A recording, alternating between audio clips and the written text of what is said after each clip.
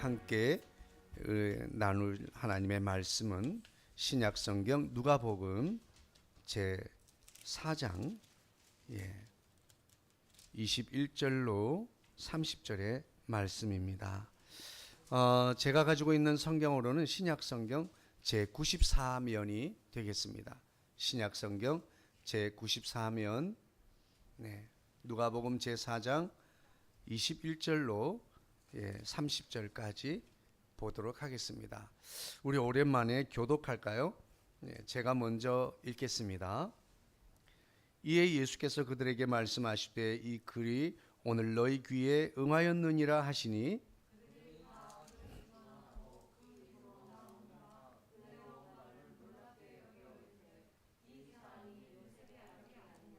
예수께서 그들에게 이르시되 너희가 반드시 의사야 너 자신을 고치라 하는 속담을 인용하여 내게 말하기를 우리가 들은 바 가버나움에서 행한 일을 네 고향 여기서도 행하라 하리라. 진실로 너희에게 이르노니 선지자가 고향에서는 환영을 받는 자가 없느니라. 내가 참으로 너희에게 이르노니 엘리야 시대에 하늘이 3년 6개월간 닫히어 온 땅에 큰 흉년이 들었을 때에 이스라엘에 많은 과부가 있었으되 그중 한 사람에게도 보내심을 받지 않고 오직 시돈 땅에 있는 사렙다의 한 과부에게 뿐이었으며 또 선지자 엘리사 때에 이스라엘 많은 나병 환자가 있었으되 그 중에 한 사람도 깨끗함을 얻지 못하고 오직 수리아 사람 나아만 뿐이었느니라. 일어나 동네 밖으로 쫓아내어 그 동네가 건설된 산 낭떠러지까지 끌고 가서 밀쳐 떨어뜨리고자 하되 예수께서 그들 가운데로 지나서 가시니라. 아멘. 할렐루야. 우리 최만호 형제님 또 이장선 집사님 함께해 주셨습니다. 감사합니다. 어디에 있든지 시간과 공간을 초월해서 역사하시는 하나님께서 은혜로 함께해 주실 줄로 믿습니다. 우리 서로 인사하겠습니다. 사랑합니다. 더 행복하소서. 그 일은 잘 될 것입니다. 좋습니다. 맞아요. 그렇게 딱 소리가 나야 돼요. 하민이가 여기서 제일 젊지는 않지만 두 번째로 젊어서 잘 맞추는 것 같아요. 이게 점점 나이가 들면 이걸 잘 못 맞춘대요. 전 잘 맞네. 오늘 박자를 잘 못 맞춰가지고.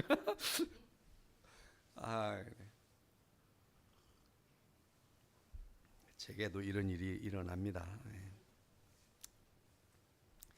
오늘 말씀 제목은 봄을 기다리는 마음으로. 제목이 봄을 바라는 마음, 바라봄, 그런 뜻도 있겠고, 사실은 무엇을 보는가, 바라보는 것에 대해서 오늘 말씀을 나누고자 합니다. 일부러 의도한 건 아닌데 새해 첫 주부터 계속해서 말씀을 전하는 것이 어떤 이 자기 발전과 관련이 있는 말씀으로 점점 나아가고 있는 것 같아요. 의도적인 건 아닙니다. 이건 하나님의 의도라고 생각합니다. 하나님의 백성, 거룩한 주의 백성들, 하나님의 백성들 성도들이 살아갈 때 정말 항상 패배주의와 이 정말 실패 이런 마음을 가지고 늘 살아가는 것을 하나님께서 원하시는 것이 아닌 줄로 믿습니다. 우리 크리스찬들이 사회 속에서도 리더십이 되어서 정말 많은 사람들을 좋은 길로, 선한 길로 이끌 뿐만 아니라 도와주고 밀어주고 끌어줄 수 있는 그런 여유로움이 있기를 원하시는 줄로 믿습니다. 그 여유로움이 그리스도의 사랑으로 표현되고 드러나게 돼야 될 줄로 믿습니다. 자, 그런데 오늘 이 바라봄의 말씀을 시작하자면 사람이 무엇을 바라보는가 하는 것, 이거 참 중요한 일입니다. 어떤 목사님은 그런 말씀을 하시더라고요. 내가 바라보는 것이 나의 미래다, 이런 말씀이 있었어요. 내가 보는 것이 비전이다. 이런 분이 있었어요. 여러분은 오늘 무엇을 보고 살고 있습니까? 40평 아파트를 바라보며 살고 있습니까? 좋은 차를 바라보며 살고 있습니까? 우리가 바라보는 그것이 나의 미래이고 나의 비전이다. 왜냐하면 사람은 내가 바라보는 그것을 향해서 나아가게 되어 있습니다. 내가 무엇을 바라보고 서 있느냐에 따라서 지향점이 달라지게 되는 것입니다. 우리는 예수 그리스도를 만나는 순간부터 우리 삶의 지향점은 예수 그리스도를 향해 서 있는 저와 여러분이 되어지기를 주의 이름으로 축복합니다. 때로는 우리가 여전히 그 자리에 서 있는 것 같지만 지향점이 바뀌어야 됩니다. 내가 어디를 바라보는가, 이것이 소중합니다. 그런데 바라보는 것도 중요하지만 이 바라보는 사람의 태도도 중요합니다. 어떻게 바라보는가 하는 거예요. 똑같은 상황들을 좋게 보는 사람들도 있고 똑같은 상황을 나쁘게 보는 사람들도 있습니다. 그래서 오늘 이 세상 속에는 세상에 대해서 많은 사람들이 긍정적으로 바라보고 좋아질 수 있다. 그리고 그 좋아질 수 있는 것에 내가 노력하면 나의 힘으로 조금씩 나아질 거야 라고 하는 긍정적인 사고방식으로 세상을 바라보는 사람이 있는가 하면, 아이고 내가 내가 노력한다고 뭐 바뀌겠어, 내가 이렇게 한 구자 구제한다고 무슨 도움이 되겠어, 이런 생각으로 우리는 포기하려고 하고요. 요즘 그 어떤 그 CF에 보니까 그러는 거 있더만요. 3,000원 찍으니까 야 너무 작은 거 아니야? 그랬더니 작지 않습니다 라고 합니다. 아무리 작은 금액이라도 중요한 것은 우리가 함께 거기에 참여할 때 큰 능력으로 이루어질 줄로 믿습니다. 중요한 것은 무엇을 바라보는가, 그리고 무엇을 바라보는 것뿐만 아니라 내가 어떤 태도로 보고 있는가 하는 것이 정말 중요합니다. 우리 그리스도인의 기본적인 삶의 태도는 긍정적이어야 될 줄로 믿습니다. 긍정적인 삶은 이런 거예요. 마치 컵을 이렇게 제대로 바르게 들고 있는 것과 같아요. 근데 부정적인 마음으로 세상을 바라보는 사람은 마치 컵을 뒤집어 엎고 세상을 보는 것과 같습니다. 그래서 왜 그러나 그랬네. 주여. 그래서 방금 보신 것처럼 부정적인 마음으로 세상을 바라보면 어떻게 해서 내게 담겨져 있던 것마저도 우리는 다 쏟아버리고 잃어버리게 돼요. 그리고 하나님께서 아무리 그 위에 복을 부어주시려고 해도 담을 공간이 없습니다. 내가 아무리 작은 그릇을 가졌더라도 긍정적일 때 무언가가 하나님이 주신 것이 담겨질 수가 있는 거죠. 그런 점에서 오늘 우리는 오늘 본문 속에서 나는 과연 무엇을 바라보고 있는가, 그리고 어떻게 보고 있는가를 점검해 볼 수 있는 시간이 되기를 주의 이름으로 축복합니다. 오늘 말씀의 시작은 예수님께서 세례 요한에게 세례를 받으시고 또 40일 동안 금식하시면서 광야에서 기도하실 때에 있었던 일, 뭡니까? 마귀의 시험을 받습니다. 첫 번째는 마귀의 시험은 뭐였어요? 야, 네가 하나님의 아들이지 않냐? 이렇게 배가 고픈데 예수님께서 줄이신지라고 기록하고 있어요. 오늘 우리가 1절 그부터 보면 예수님께서 40일을 굶었으니 얼마나 배가 고팠어요. 줄이신지라 그때 마귀가 찾아와서 속삭였습니다. 얼마나 배가 고프냐? 네가 하나님의 아들인데 그냥 이 돌들 보고 떡이 되어라 뿅 해서 먹으면 되잖아. 그렇게 속삭인 겁니다. 먼저 마귀 사단의 시험은 먹는 문제로부터 찾아옵니다. 여러분, 우리가 어디서 회식이나 또 가족들끼리나 또 외식을 할 때나 뭐 어디 파티나 이런 걸 하면서 먹는 것 때문에 마음 상할 때가 많아요. 이게 마귀가 역사하는 거예요. 예. 예수님은 그걸 눈치채시고 뭐라고 그랬습니까? 사단아 물러가라. 우리는 이 속삭임이 있을 때 마귀야 물러가라, 사단아 물러가라고 명령할 수 있게 되기를 주의 이름으로 축복합니다. 예수님께서는 한마디로 거절하십니다. 죄의 유혹이 있을 때 우리는 거절해야 됩니다. 사람이 떡으로만 살 것이 아니요 하나님의 입으로 나오는 말씀으로 말미암느니라 하고, 하나님의 나온 말씀 성경으로 딱 이런 지하에 거절을 합니다. 두 번째 또 속삭입니다. 두 번째는 뭘까요? 천하만국을 보여주면서 네가 만일 내게 절하면 다 너에게 줄게. 이건 거짓말이에요. 마귀사단의 전략 가운데 함정과 거짓이 있어요. 함정을 파놓고 막 그리로 몰아가기도 하고 때로는 거짓말을 합니다. 거짓을. 이건 다 예수님 거예요. 하나님이 세상을 다 창조하셨잖아요. 할렐루야. 그래서 그분 거를 왜 그분에게 준다고 하는 거예요. 근데 마귀 사단은 다 내 건데 너에게 줄게. 이렇게 말하는 거예요. 예수님은 또다시 마귀 사단 내 뒤로 물러가라. 그럼 뭐라고 말씀합니까? 성경에 이르기를 기록되었으되 주 너의 하나님을 경배하고 그를 섬기라고 했느니라. 넌 가. 그랬습니다. 세 번째 뭐일까요? 그러니까 두 번째가 권세, 소유에 관한 문제였다고. 첫 번째는 먹는 것으로 나를 시험했어요. 두 번째는 소유의 문제로 우리를 유혹합니다. 세 번째는 뭘까요? 정체성을 흔듭니다. 네가 그래도 집사야? 네가 목사야? 막 이렇게 말이죠. 제가 어떤 이 상황에서 누군가를 좀 도와주는 일을 열심히 하고 있는데 어떨 때는 내가 이 일을 하는 게 맞나 이런 생각을 할 때도 있었어요.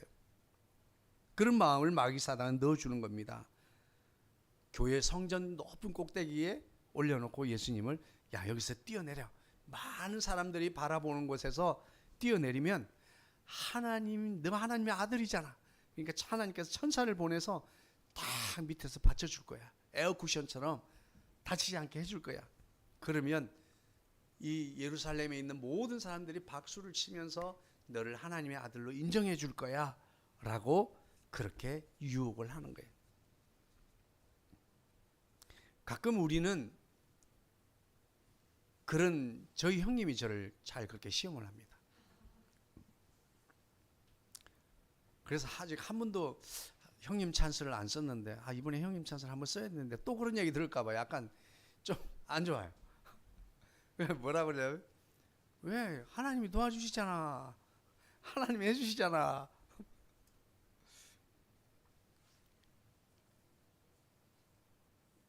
그런데 예수님은 뭐라고 말씀하셨습니까? 시원하게 확 뛰어내리신 것이 아니라 그것을 증명하기보다는 말씀으로 물리쳤습니다. 주 너의 하나님을 시험하지 말라. 할렐루야. 가끔씩 어떤 목사님은 11조를 하고 시험을 해보라 뭐 이렇게 하는데 거기에만 시험해보라는 말씀이 있어요.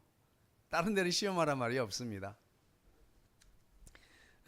그걸 다른 데도 적용하면 안 되니까 하나님의 말씀에 우리가 이 범위를 한 구절에 있다고 해서 모든 상황에다 대입을 하면 진짜 2단 3단 되는 거예요.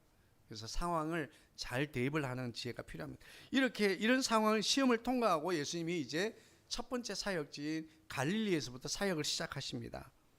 그의 능력이 얼마나 뛰어난지 그 소문이 사방에 퍼져나갔고 그 사역은 성당에서 회당에서 가르치셨습니다.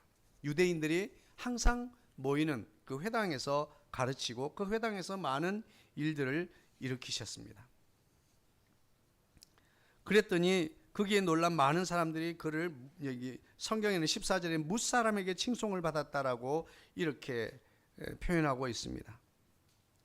그래서 갈릴리에서 이제 그의 고향 나사렛으로 16절에 나사렛으로 옮겼습니다. 내가 마라도로 옮겼어가 아니라 16절에 나사렛으로 예수님께서 옮기셨어요. 그의 고향이 나사렛.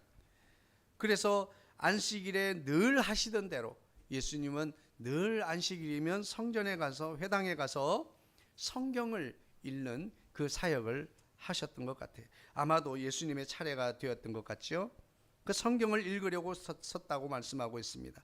그럴 때에 어떤 두루마리를 주었을까요? 그 당시에는 5개의 두루마리가 있어요. 그 두루마리 가운데서 한 두루마리를 줬는데 이사야 선지자의 글을 예수님께 주었습니다. 그 예수님께서 이제 그 두루마리 가운데 두루마리가 있다만 해요.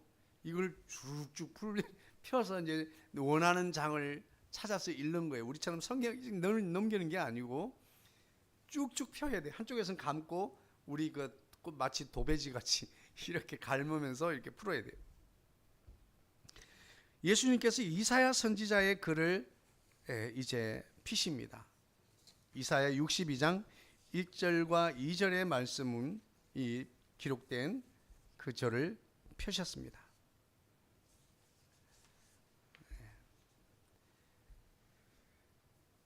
그 내용이 무엇입니까? 주의 성령이 내게 임하셨으니 이는 가난한 자에게 복음을 전하게 하기 위함이시다.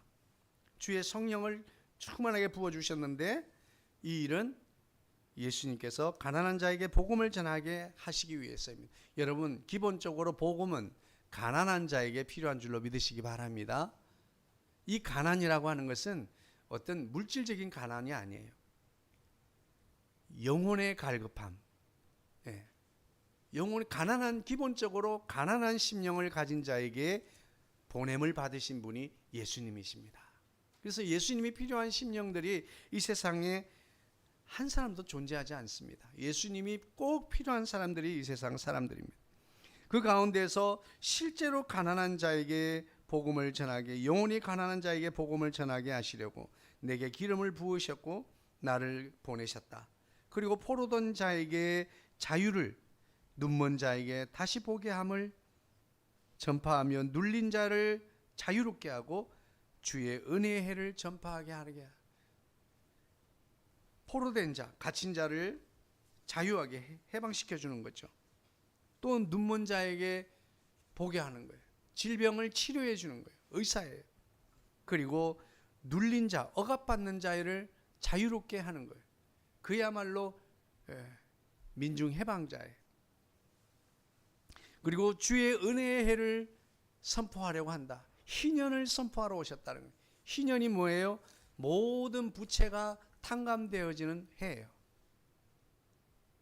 모든 사람들이 어떤 부채를 가졌든지 그 부채를 해결하는 거예요.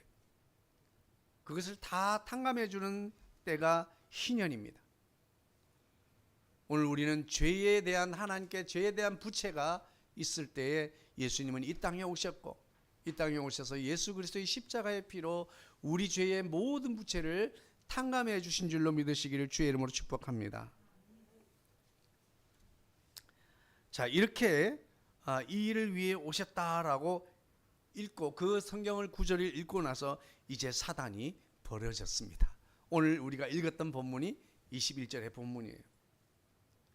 거기에 대해서 예수님께서 그들에게 풀어서 말씀을 해주셨습니다. 그리고 이 글이 오늘 너희 귀에 응하였느니라, 이 말이 이대로, 이 예언의 말씀이 너희 앞에 그대로 성취되고 이루어졌다라고 하면서 예수님이 그 앞에 서신 거예요.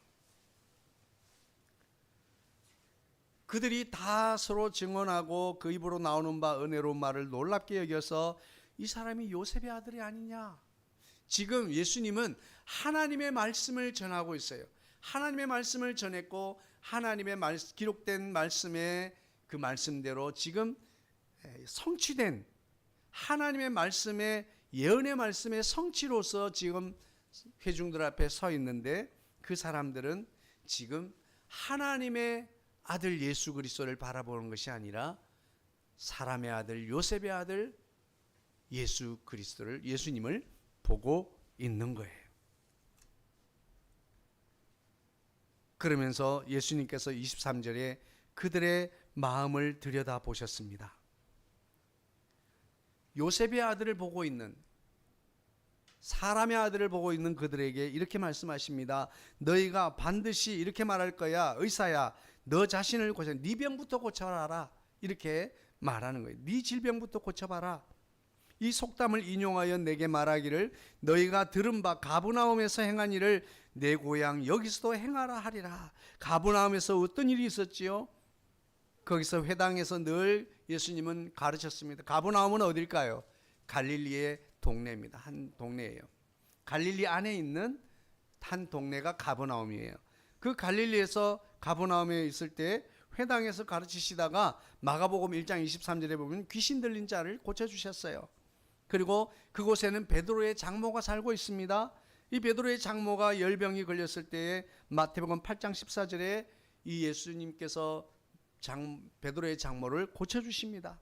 그리고 마태복음 8장 2절에 보면 문둥병자를 고쳐주십니다. 마태복음 9장 2절 말씀에 중풍병자를 고쳐주셨습니다. 백부장의 하인을 고쳐줍니다. 야이로의 딸을 다시 살려주십니다. 그리고 소경과 벙어리들을 고쳐주십니다. 이게 다 가버나움에서 있었던 일이에요. 그러나 중요한 것은 이 나사렛에 가시기 전에 있었던 일이라고 하는 것은 제가 확신할 수는 없습니다. 분명한 것은 이런 여러 가지 일들이 있었는데, 이런 이야기들을 가버나움에서 있었던 일들을 다 너희가 들었는데 그 일을 여기서 해보라는 거예요. 증명하라고 하는 거예요. 여러분, 우리는 예수님이 행하실 수 있는지, 그리고 무엇을 행하는지 그것을 보고 싶어하는 사람입니까? 아니면 구원자이신 예수님을 보기를 원하십니까?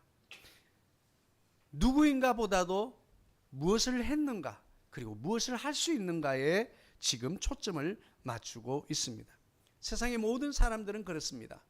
그가 누구인가, 그가 이 땅에 오신 목적이 무엇인가, 그것보다는 무엇을 할 수 있는가, 그가 무엇을 했는가에 관심이 더 많습니다. 그러면서 예수님께서 이것이 당연한 일이라고 하는 것을 이제 구약 성경에 있는 인물 두 사람을 들어서 소개를 합니다.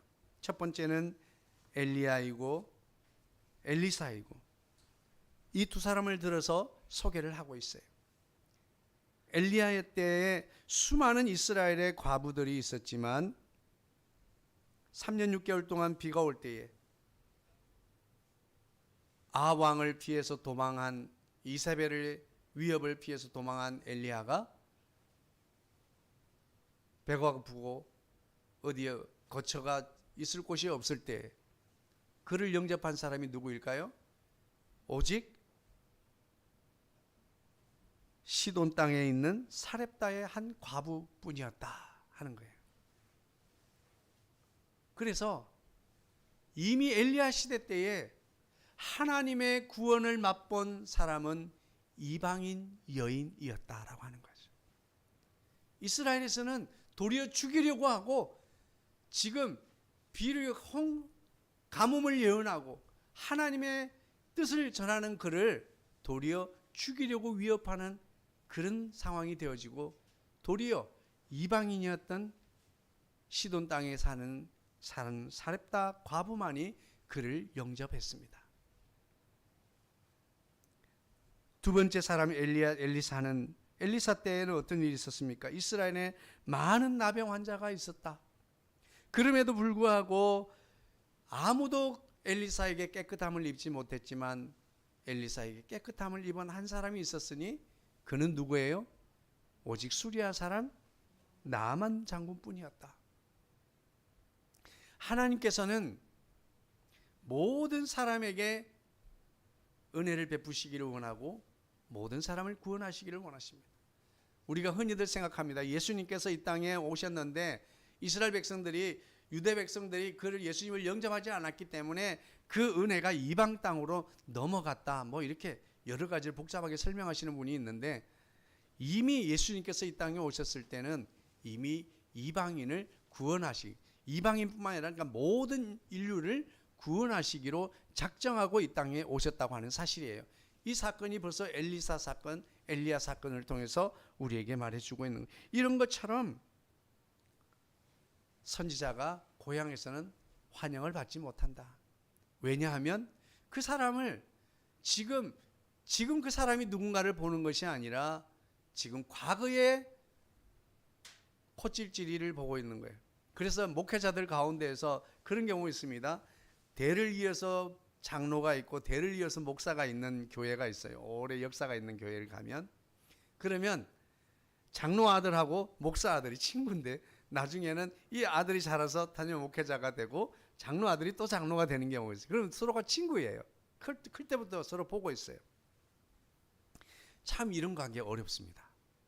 목회자의 권위를 세우기, 뭐 일부러 권위를 세울 필요는 없죠. 단상을 내려가면 목사도 평신도하고 똑같으니까.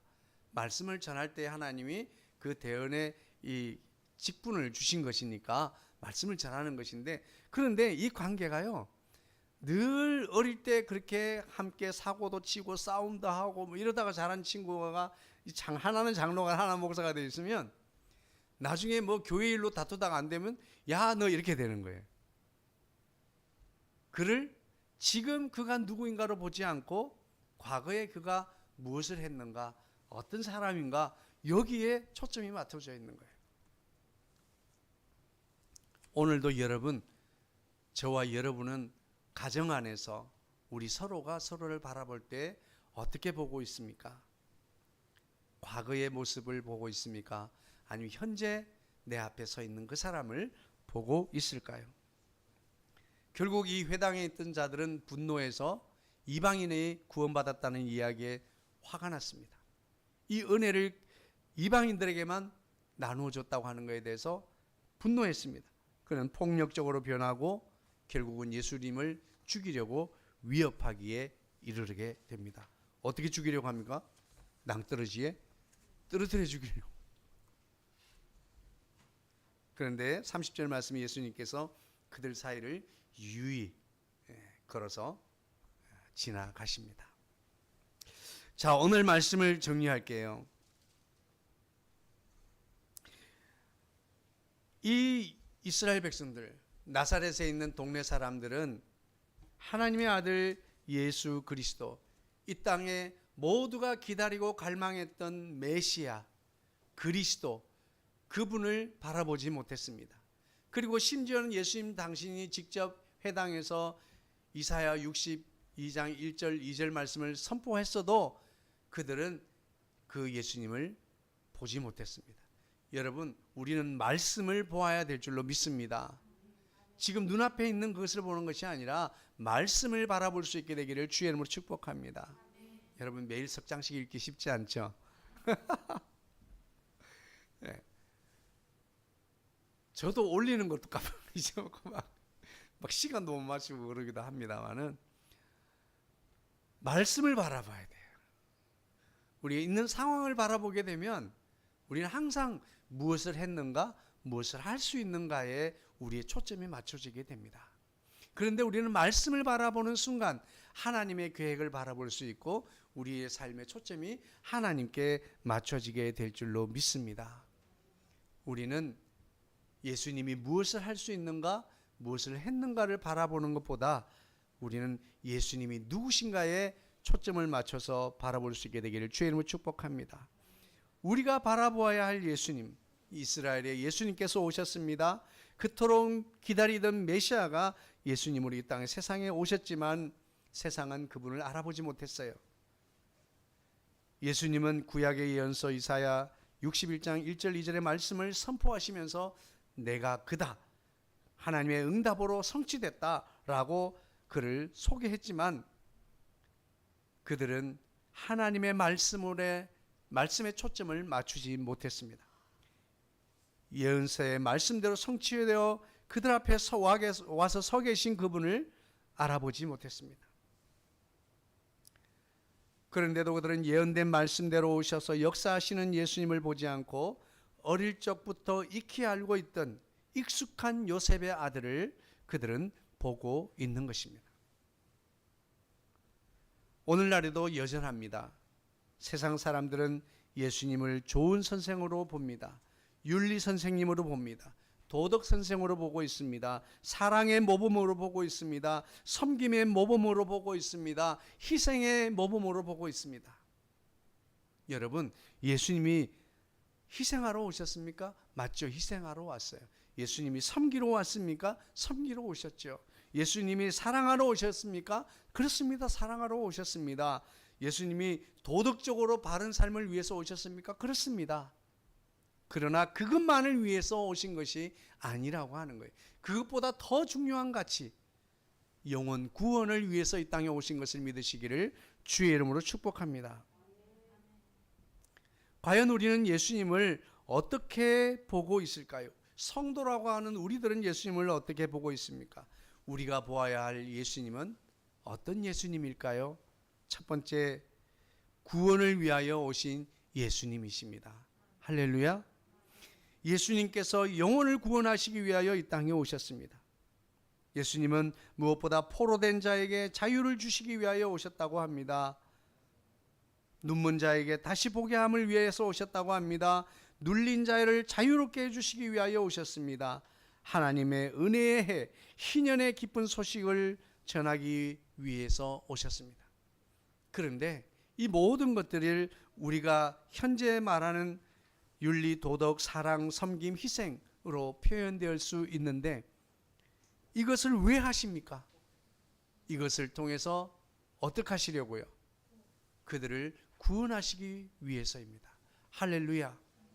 오늘날에 이 세상은 예수 그리스도를 말하지 못하게 합니다. 예수 그리스도만 빼고 다 해라. 미국 의회에서도 예수 그리스도의 이름으로 기도하는 것을 금하고 있습니다. 의회에서 매년마다 의회를 시작하고 마칠 때 지역의 유력한 목사님을 모셔서 기도하는 전통이 있습니다. 그런데 그 안내문을 보낼 때 예수 그리스도의 이름으로 기도합니다를 하지 마시고 모든 세상의 신의 이름으로 기도한다고 그렇게 하라고 목사에게 요청을 합니다. 예수님만 아니면 된다는 시대 반대로 우리는 예수님이면 다 되는 거예요. 할렐루야. 그렇습니다. 예수님께서 이 땅에 오셔서 사랑하시는 것도, 내가 목숨까지 버리면서 희생하시는 것도, 봉사하시고 섬기고 모든 선한 모범을 되어주시는 이유는 아무것도 없습니다. 오직 영혼 구원을 위해서 그렇게 하신 거예요. 그런데 우리는 교회 안에서 오늘날 교회에서 선포되는 모든 말씀은 예수님의 모범을 따른다고 하는 그 우리 삶의 도덕과 윤리 선생님으로 예수님을 바꿔놓았습니다. 아니요, 우리가 바라보아야 될 예수님은 구원자 예수님이십니다. 할렐루야. 그래서 내가 어디 무언가 함정에 빠졌습니까? 구원자 되신 예수님을 바라보아야 됩니다. 오늘 내가 어려움에 빠졌습니까? 구원자 되신 예수님을 바라보아야 해요. 할렐루야. 예수님이 행하신 사랑과 희생과 섬김, 이 모든 것들은 영혼 구원을 위하여 우리에게 보여주신 모범입니다. 우리가 보아야 될 예수님은, 우리가 바라보아야 될 예수님은 무엇을 할 수 있는가, 무엇을 했는가가 아니라 오늘도 무엇을 위해서 오신 예수님이십니까? 구원을 위하여 오신 예수님이라는 것을 바라볼 수 있게 되기를 주의 이름으로 축복합니다. 두 번째입니다. 우리가 바라보아야 할 예수님, 그분은 바로 사람의 생각을 아시는 예수님이다. 할렐루야. 사람의 생각을 아신대. 하민이 무슨 생각하는지 아신대. 다이가 무슨 생각하는지도 예수님이 아신대. 여러분, 사람의 생각을 아시는 예수님이에요. 이 말씀은 다르게 말하면 예수님은 말씀이 육신이 되어 우리 가운데 오신 분, 하나님의 제2위격인 바로 하나님 그 자체이십니다. 하나님은 세상의 모든 것을 창조하신 창조주이세요. 사람의 체질도 아시고 필요를 아시고 이름도 아시고 일용할 양식을 제공해 주시는 분이 바로 그 하나님이십니다. 당연히 우리가 앉고 서고 행하는 모든 것을 알고 있습니다. 우리의 언어와 우리의 생각까지도 아시는 분이 바로 우리 하나님이십니다. 그분이 바로 예수 그리스도입니다. 할렐루야. 우리가 바라봐야 될 예수님, 오늘 예수님은 그저 내가 필요한 떡 한 덩어리를 제공해 주는 것으로 끝나는 그분이 아니에요.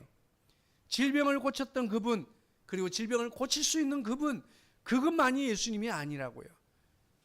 진정한 예수님은 바로 세상을 창조하신 창조주 하나님이라고 하는 사실입니다. 그분은 사람의 생각마저 아시는 분입니다. 머리털까지 세신 분이라고 그랬습니다. 오늘 우리가 바라보아야 될 예수님은 구원자이신 예수님이십니다. 우리가 바라보아야 될 예수님은 창조주 하나님이십니다. 할렐루야. 세 번째입니다. 우리가 바라보아야 될 예수님은 차별이 없는 예수님이십니다. 할렐루야. 과거에 어떤 그 목사님들이 많이 했던 예화 가운데 그런 예화가 있죠. 백인 교회, 잘 지어진 교회 앞에 한 더러운 거린이 앉아 있습니다. 그래서 모든 사람들이 예배드리러 들어가는데 막 냄새 난다 그러고 흘끼들끼 쳐다보면서 자기들끼리 교회를 들어가요. 그러자 한 신실한 흑인 성도가 예배드리기 위해서 그 교회를 들어갔는데 흑인이라고 내침을 당합니다. 그래서 슬퍼하며 정말 하나님의 같은 백성으로서 왜 이럴까? 이런 마음을 가지고 있는데 그때 그 노인이 예수님이세요. 그 거지가 예수님이신데 나도 한 번도 이 교회에 못 들어가 봤다. 이렇게 말씀을 해주시더라는 거예요. 오늘 우리가 바라봐야 될 예수님은 차별이 없는 예수님이십니다. 어떤 사람은 구원받을 수 있고 어떤 사람은 구원받지 못하고 이스라엘 백성들만이 구원받고 선민만 구원받고 이방인은 구원받지 못한다는 이런 사상에 사로잡혀 있던 이스라엘 백성들, 자신들의 구원이 이방인에게 주어지고 자신들이 누려야 될 은혜가 이방인들에게 주어졌다고 하니까 예수님을 죽일 만큼 살기가 등등할 만큼 분노할 이유가 되었다라고 하는 사실입니다. 오늘 우리는 무엇을 바라보고 사는가가 대단히 중요합니다. 그리고 무엇을 바라보는가? 우리는 예수님을 바라보고 사는 사람 바로 성도들입니다. 할렐루야. 오늘 저와 여러분은 무엇을 바라보든지 그것이 예수님을 바라볼 수 있게 되기를 주의 이름으로 축복합니다. 어떤 사건, 어떤 일들, 어떤 상황이 벌어져도 우리는 그 속에서 예수님을 바라보아야 될 줄로 믿습니다. 그런데 그 예수님을 우리가 어떻게 바라보아야 됩니까? 구원자이신 예수님으로 보아야 합니다. 창조주 하나님이신 예수님으로 보아야 합니다. 그리고 구원의 차별이 없는 예수님으로 우리가 바라볼 수 있게 되기를 주의 이름으로 축복합니다.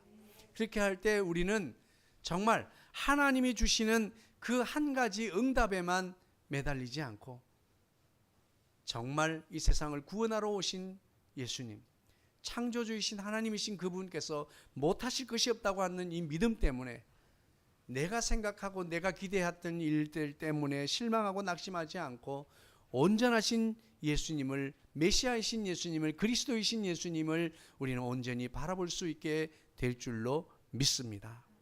오늘 나는 무엇을 바라보고 있습니까? 오늘 우리는 예수님을 바라보고 살아가야 될 사람, 성도입니다. 그 예수님을 저와 여러분은 어떻게 보고 있습니까? 혹시 내 기도를 들어주는 도깨비 방망이 정도로 생각하고 있지 않습니까? 예수님을 그리스도로 온전히 바라볼 수 있게 되길